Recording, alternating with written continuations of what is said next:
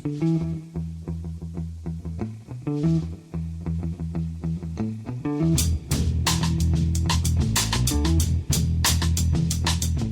and welcome to The Price of Football, the show that looks at the money behind the beautiful game with me, Kevin Day, and Liverpool University's Kieran Maguire. Kieran, how are you? I'm giddy, I think is the polite way of describing my present frame of mind, because we're recording this little bit on Thursday early afternoon, and there's a big match taking place in Brighton. European football. You're probably an alien concept, but all the same, something to get excited about. Well, it's a very alien concept to me, Kieran. We did play a Turkish team in the Intertoto Cup once and get hammered in the first round, but I don't think that quite counts. We got a special pod today, Kieran. We've got an interview, but I think people are entitled to know what your match day routine is. Your very first game in Europe, Kieran. What's the routine? You'll be in the pub, I imagine, with the lads at about 2:00 this afternoon. As soon as we finish this, you'll be down to some Wetherspoons for a tear-up. Well, unfortunately, the Wetherspoons in Brighton has been preoccupied by AEK Athens fans, so I'm not quite sure what they think of the unique atmosphere of surly men sort of muttering about losing their country and so on. But no, myself and the Baroness, we're going to Zorba's in Lewes for a pre-match Greek meal to try to get a feel of authenticity before the big event itself. Yeah, I've got a feeling that Zorba's in Lewes might be as alien to some of the Greek fans that are coming over as the Wetherspoons in Brighton, Kieran, to be perfectly honest. I strongly suspect so. I just love the idea of those Greek fans filling up on Cheapside and Wetherspoons, having the full English and then being dive-bombed by seagulls afterwards, just for the full cultural experience. We do have a special interview today. It's Friday, so that's normally an interview day.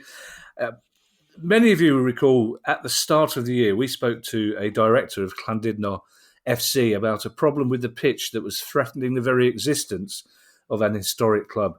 This week, we caught up with Dave Guinn, chairman of Llandudno, to find out what happened. And spoiler alert, this interview may contain good news.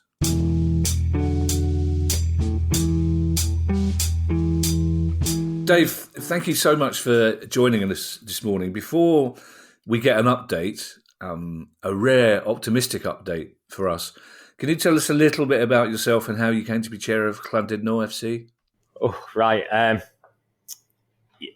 actually been part of the club possibly for over 20 years now, being a player. Then after we were in Europe with the Welsh Prem, then stepped aside as a goalkeeper coach, which I just found a love for coaching, to be honest with you, especially goalkeeping, being an ex-goalkeeper myself. And then there was sort of with COVID and everything, there was sort of a rejiggle of the board. Quite a lot of people left. A couple of people left due to ill health, old age, etc. And I was asked to join the board. At first, I thought it was just going to be a director, and I thought we'll give it a go. In my first board meeting, I actually found out I'd been voted in as vice chairman. So not one to shy away from a challenge. Thought let's see how this goes. I've never been vice chairman of anything before. Let's give it a go. Gave it a go, and obviously the story of the chairman before myself. He served his time and decided enough was enough for himself and left. So the progression was I stepped in as chairman and have been for just over a year now. Yeah, you mentioned Europe. I mean, it's a nice reminder that this is not a small provincial team we're talking about here. This is one of the biggest teams in North Wales, isn't it? Which, just to put the context of what nearly happened to you, wasn't happening to a Sunday League team. It was happening to a big side in your part of the world, wasn't it? Yeah, I wouldn't like to say that we're the biggest team in North Wales. I wouldn't, because a Bangor in its day, they were up there. Real in its day as well. We just don't want to end up down that path that they went, unfortunately. And I do feel that we're gaining strides on coming back up. We reminded in our introduction our listeners about what the situation was earlier this year. You described the club's situation at the time as dire. Could you give us all a little bit more of a reminder of what actually happened, how the situation with the pitch came about? Oh, well, not one to dwell on saying how dire it was. We want to reap the positives out of everything. So it just seemed to be downhill. The Welsh FA paid us a visit. There was a complaint about the pitch and the standard of the pitch. A member of the Welsh FA came over and condemned the pitch. Basically, it was one of the first 3Gs laid. We were in the Welsh Prem, etc. Everything was looking good. Unfortunately, the turf just hadn't lived up to its expectations and standards, so we were left pitchless. Basically, we then had to hire Nant Porth, which is Bangor's ground. So all our home games last season were actually away. And it has a great strain, as you could tell, on the team moving forward, etc. So yeah, that was the start of getting stuck in the mud. It was the start of a horrible 12 months, a very strenuous 12 months on a lot of people. You tried to get funding from the Welsh government. Yeah. What was their reason for refusing that funding to you? There was quite a few reasons. One was we hadn't advertised that we put enough money towards the pitch ourselves, where we were advised poorly. And the other one that really struck me was that they said we weren't community based enough, which, well, you could have blown me down with a feather. I think that we are a community hub, and I'm sure later on in the interview you will see how much the community has come together to get us to where we are today. Well, I find that astonishing, Dave, because when we spoke to Tom, one of your directors, before, I mean, we already knew, because we do, despite what some of our listeners think, we do some research into these interviews. My wife was brought up in Llandudno, so it's an area I'm aware of. Yeah. And we all knew from that research and our experience how much of a hub the club was for the community. Absolutely. A community which we pointed out at the time, economically, isn't doing particularly well. The club was a really important centre for the community in Llandudno. Yeah. So it's astonishing that the government would not pick up on that. Yeah, no, huge. We had an awful lot of help with the grant, and advice of people who actually do, apply for grants for a living, etc. And it almost didn't come as a shock. With all the bad news we've had over and over and over, it was almost like, yeah, okay, what's the next bit of bad news type thing. But, there's no blame on anyone or anything like that. We didn't obviously cross the T's and dot the I's quite well enough. And that's that, really. We have reapplied for that grant, obviously not for the pitch. We've reapplied to help for LED floodlights. And there's a few other grants that we've put in for as well. So this will go with our community-based. We've put in a grant for an activity set up. So there's football, table tennis, things like that, swings, etc. for the kids. And it's a grant that hopefully we're going to get. We're going to build this little play centre, outdoor play centre, and of course it's going to be free for the community. Yeah.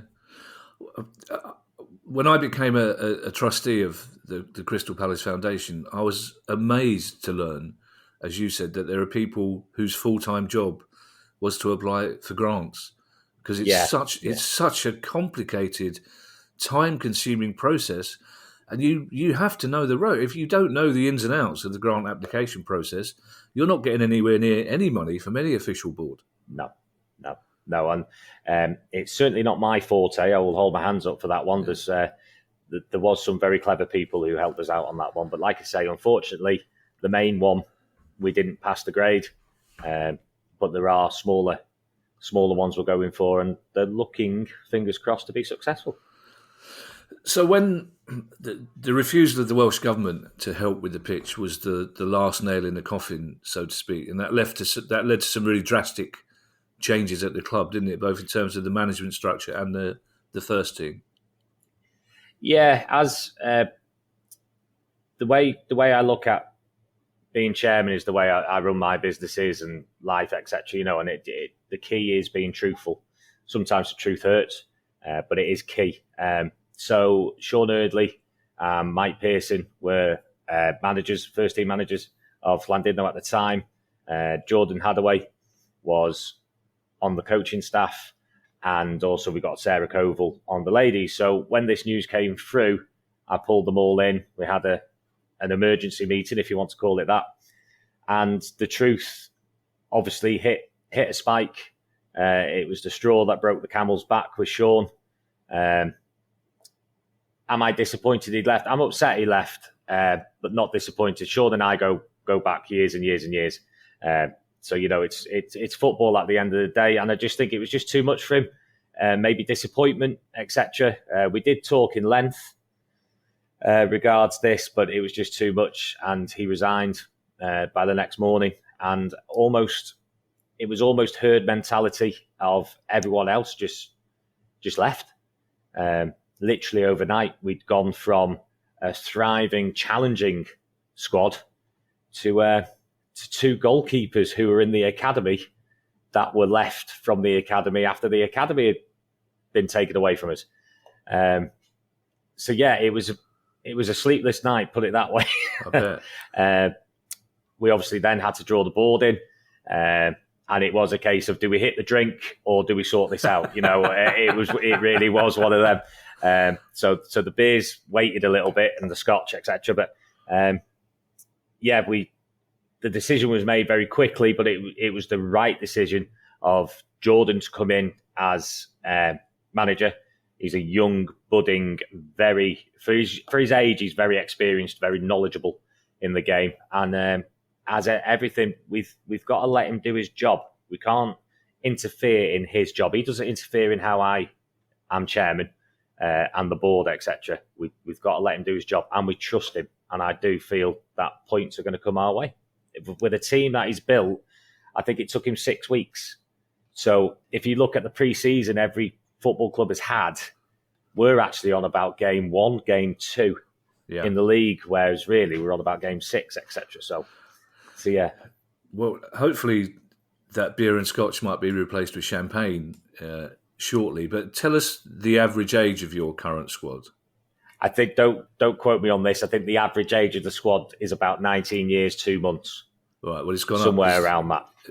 It was quoted as somebody in your club told us it was 16 years and 6 months at the start of the season. And that was the first game. We then brought Brownie in, who I think he's 38, so he's messed that up a little bit. It shot up slightly, the old fella. But he's come in. Jordan's brought him in. He's an experienced midfielder, and I think he's a great asset to the team for the young lads. Really is. And I couldn't help but noticing, looking at as I say, the pictures of the players, that one of them has the same surname as you and seems to be a goalkeeper. Is there a link there, Dave? There is. That's Thomas, my eldest son. I've got 3 sons in total, and the eldest and the middle one are both goalkeepers. Both been in the academy, etc. So yeah, it's a proud moment for myself and his mum, seeing Thomas progress into the first team. He's a bench warmer at the moment, but he's fully aware that more hard work, his time will come. So yeah, and he's a member of a squad that are in a very exciting time, if you ask me. It could be a fairy tale season, and I think what the fans and the squad, they've got it instilled in them that we're not going for promotion, we're not going for the championship. Our championship is 1 point above relegation. That's our goal, that's our success, that's our fairy tale season. But yes, for Thomas, I'm hugely proud as a dad. It's very hard to put the dad side to the left and the chairman side to the right. So sometimes I'm just at the back watching with the utmost pride. Yeah. Before we get on to the good news part of the story, just let us know where last season you played your games at Bangor. Yes. This year you are playing at? We're at Imorva, which is in Conway. So we're sharing Conway's ground with them. So hopefully we're actually helping them out as well. We're having a good crowd turn up to watch us, and we're helping them with pitch maintenance, etc., and things like that. So unfortunately, they got relegated last season. Yeah. But yeah, I think we're building bridges between Llandudno and Conway, and hopefully the friendship continues. The castle there. Anybody who lives in that neck of the woods knows what a beautiful town and castle is. Yeah, fish and chips on the quay. It's certainly a first date venue, isn't it? So. Well, not in London, Dave. No. Well, no. I'd like to think even Kieran, who took his wife to a Brighton Hartlepool game, would come up with something more romantic. Well, you old romantic, you.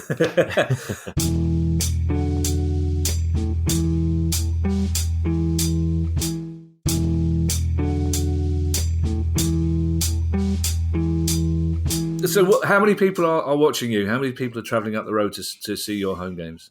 Well, so first game last season was Colwyn Bay versus Llandudno at Llandudno. I think we had around about 1,900 people in the ground. Wow. An amazing turnout. At the moment, I think our first game was around about the 3,500 mark, which was at home, obviously at Conway. Yeah. But yeah, we've had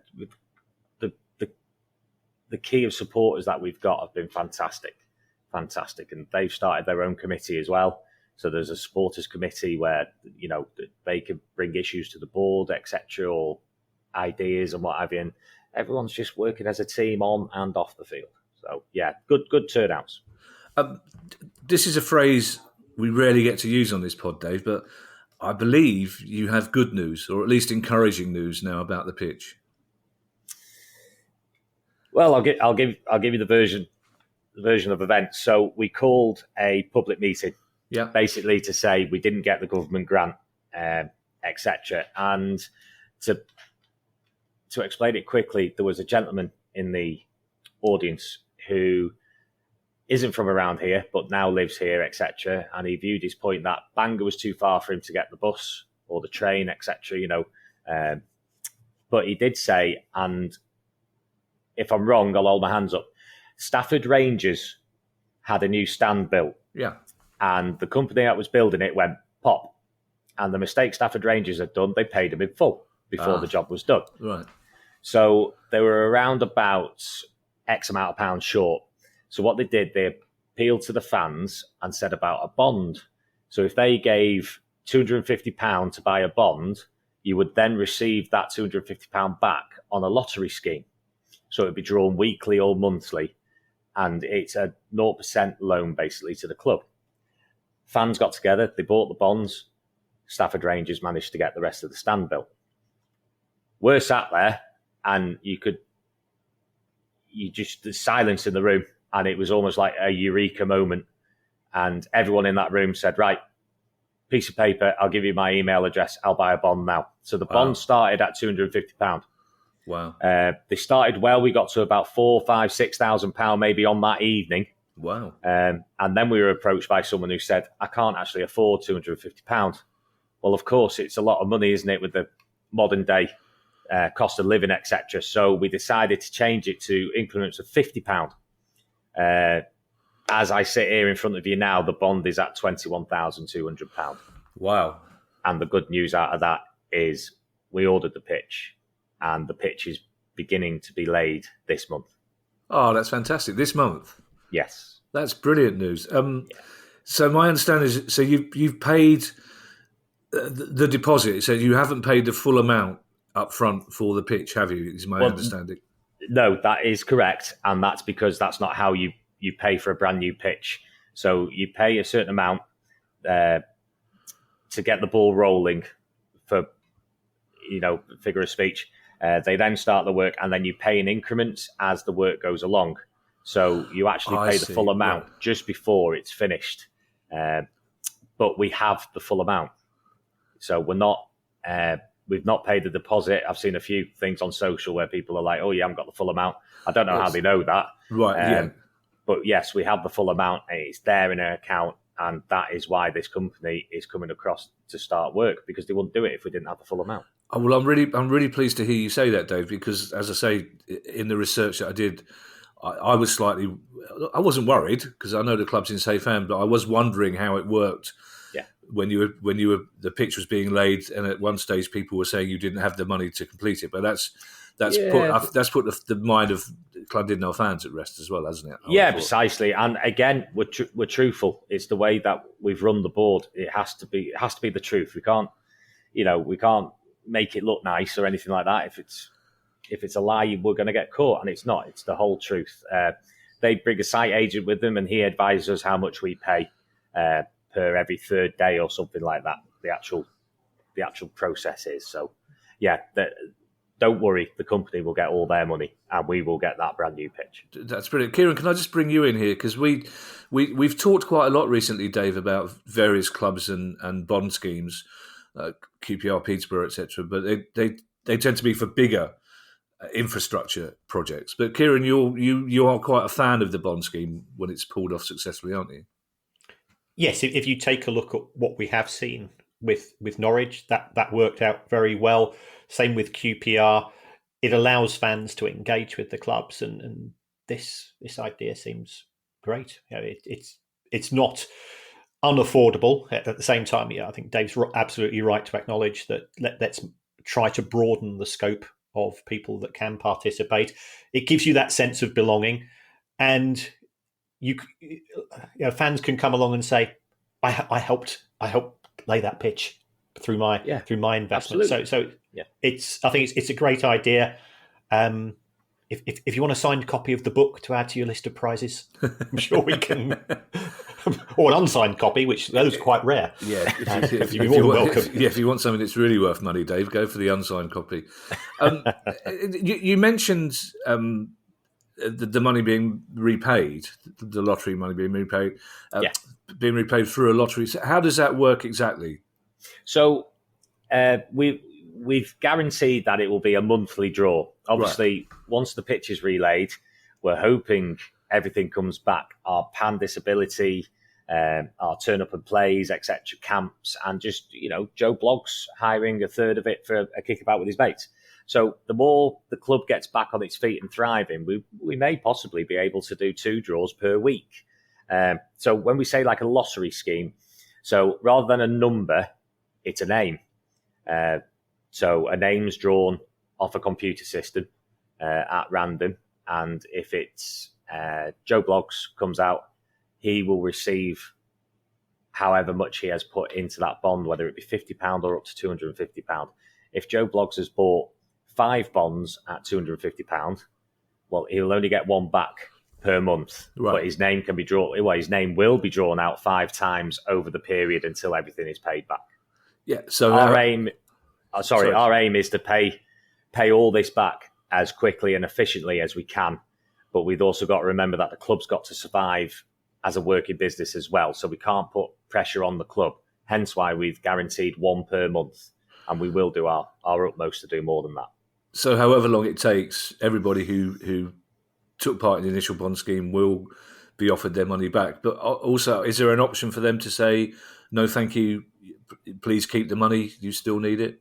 There's always an option for someone to say, please keep the money. That option isn't exactly a push a button, but we will admit, and we won't say names, but there has been a couple of people who have said, don't put my name in the hat. That's just to help. Great.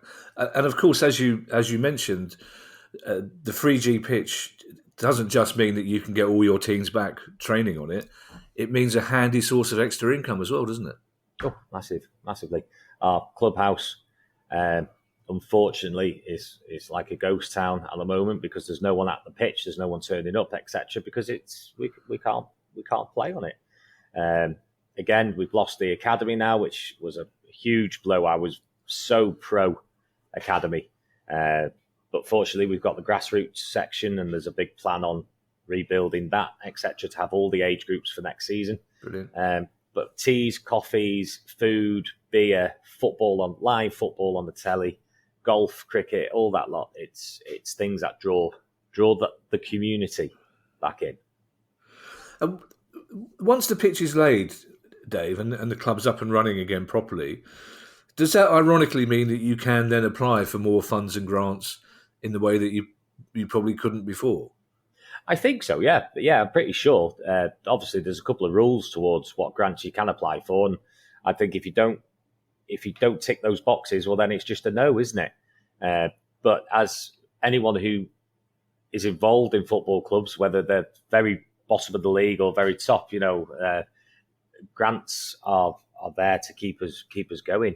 There's a lot of personal money gone into the club to keep it going, but there's not many sheikhs in Llandudno. So, if there is, I'll kidnap him and he can have my job. And just two more things. You mentioned that the work was about to start. Is there a chance that you will get to play a home game this season at your place? We're looking at touch wood, cross your fingers, cross your toes. We hope that we'll be playing at home by the end of October. Oh, as quickly as that? Yeah. Oh, It's weather depending. Right. I was told the exact details. It's something to do with the contact glue won't actually set if it drops below 5 degrees. Right, I got you. Etc. Obviously, we're working outdoors, and I would say Welsh weather, but British weather cannot be guaranteed. We've had our summer here. It was Monday, Tuesday, Thursday, and now autumn has arrived. But yeah, we're fingers crossed. So let's say definitely before Christmas. Definitely there'll be a home game, and long may it thrive. There are some compensations for the weather. The first time my wife took me to Llandudno, I had to go to a doctor because I was wheezing so much. And she thought it was hilarious. She went, "Oh, you're from London, aren't you?" She said, "Yeah." She said, "Your lungs can't handle the air." Yeah, clean air. It's clean air. So I had to lie down. Yeah. I had to put my mouth around an exhaust pipe. Sure. One last thing, Dave. I mean, this is, as I say, it's really unusual for us to have a good news story. And I invite you to be as emotional as you like when you answer this question. What will it mean to you, to the club, to the town, to get the football team back playing where it should be on a state-of-the-art pitch with your finances for once looking in an upward direction? Because I read some of the things about how your mood was, 10 months ago, how low you felt on behalf of everybody, and now, please God, you're through that. So just tell us what it means. Means the world. Means the world. Something that you're so personally invested in, not so much financially, but with the heartstrings, etc. It's been an awful long 10 months. Unfortunately, I've had a few personal issues as well. I lost my father in May. Oh, sorry. I had a very close bond with him, and it was very sudden.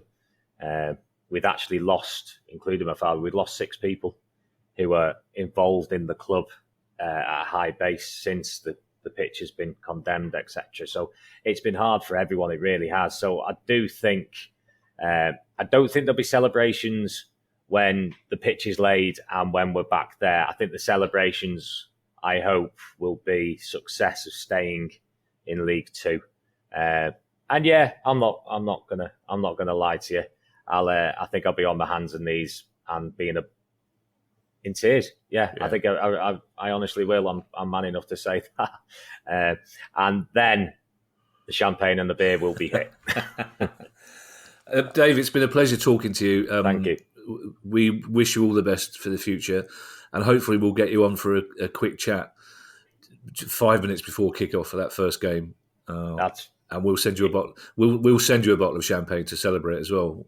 It's a deal and it's a date. Great, so, Dave. Thanks very much. Appreciate it. Thank you. Cheers, guys.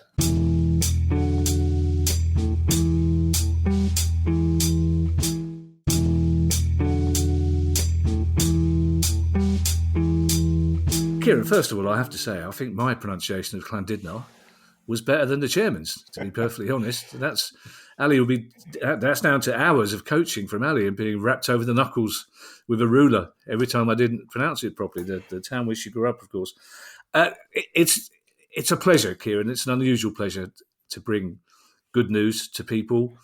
I think we all felt a little bit emotional at the end of that interview, but what baffles me, Kieran, is that for the want of £21,000, that club could have gone out of existence forever. £21,000, Kieran. We talk so blithely about the huge amounts of money in washing around in top flight football, and £21,000 saved that club. Yes, it was very much at the brink, but fair play to Dave and everybody else for rallying around and being innovative, coming up with things such as the bond scheme. And it shows that there is so much passion and there is so much pride in individual towns for their football club that people will get their thinking caps on and they will do their utmost. So it was fantastic listening to Dave. And we know that there's plenty of fans of other clubs who are in pretty dire straits at present. Well, take inspiration from this. If you get the right people in, and I appreciate that's often quite, that can be half of the problem, then you can move forwards and you can have that place which is your special place on a Saturday or a Sunday, whenever it's going to be. And there's no better feeling, as we all know as fans. And illustrates as well, Kieran, something that we've always talked about, is that fans learn from fans of other clubs. There they were really scratching their head about what to do. And a Stafford Rangers fan who happened to be at the meetings suggested something that club had done. So it's always good to hear fans of other clubs learning things from and telling each other about how you can keep your club going at that level. Yeah, and I think we've always said we want our rivals to lose matches. We want their centre forward to be found in a compromising position in the Sunday newspapers. But we don't want that club to go out of existence, because you can't have a rivalry without rivals. And what we also find as football fans is that there's so much that we have in common. And here Stafford and Llandudno, I apologise for my pronunciation, but Brighton probably wouldn't be in existence were it not for the efforts of a Plymouth Argyle fan who came up with the idea of Fans United in 1997. So let's stick together, because we've got a common cause in that we all want our football clubs to be in existence. You're right about not wanting our rivals to win games, Kieran. I'm going to spend the rest of the afternoon learning the Greek for ref and VAR's killing the game, and who are Brighton paying for this? And then I should settle down and watch those. We talked briefly, Kieran, about the financial benefits of a 3G pitch to a team like Llandudno. And rather than go into detail now, our questions pod, which is out on Monday, which Guy has just sent us the questions through, and there is, by sheer coincidence, a question there about the benefits of a 3G pitch for lower level clubs. So we'll go into some detail for those of you listening to this who want to know exactly what a 3G pitch means to a club like Llandudno. You can find that out on our Monday pod. If you have a question you'd like answered on those shows, by the way, you can email us at questions@priceoffootball.com. And thank you to everyone who's donated to the pod via our Patreon page. If you'd like to make a small monthly contribution to the pod as well, that'd be very kind of you. And you'll get access to our chat community and our regular quizzes. You can go to patreon.com/priceoffootball. As we've mentioned, 3 dates have now been confirmed for our Price of Football live show in the coming weeks. The Winter Gardens in Blackpool on October the 12th, which is going to be a celebration of the launch of our book that day. The Lowry Theatre in Salford on October the 22nd, and the Royal Yacht on Jersey on November the 7th. And to get your tickets, you can go to priceoffootball.com or through the venues themselves. And finally, if you'd like to pre-order that new book, Unfit and Improper Persons, An Idiot's Guide to Running a Football Club, or one of our other books, or get yourself a Price of Football t-shirt, you can also find details on our website, priceoffootball.com. Bye, everyone. Bye. The Price of Football.